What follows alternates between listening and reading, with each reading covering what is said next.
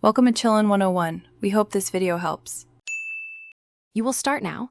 Install VS Code Stable and add the essential extensions suggested by Code with Harry. This gives syntax, linting, and shortcuts immediately. Once installed, set a readable theme and font size, and arrange a 1/2 workspace layout so files and terminal are visible. Next, create a project folder, open it in VS Code, and initialize version control with Git init. Then run npm init or equivalent. These actions get you coding fast and reduce friction before deeper configuration. Once the basics are running, configure your settings. JSON and key bindings. JSON so your most used shortcuts work across machines. This saves time later. Make sure to use the integrated terminal, create debug profiles, and add tasks. JSON entries to automate builds and tests.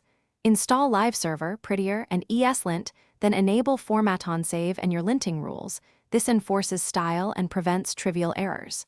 By the end of this phase, your edit build debug loop should take seconds, not minutes, and you'll understand why each tool. To finish, commit your code, push to a remote repo, and add a concise README describing how to run and debug. This closes the loop. Make performance tweaks, profile slow extensions, disable what you don't use, and prefer workspace-specific settings to avoid global conflicts.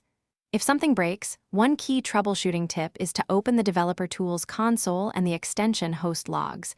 These show errors and stack traces. Finally, restart with extensions disabled to narrow down the culprit, and then re-enable selectively. Thanks for watching. Consider subscribing if we helped you.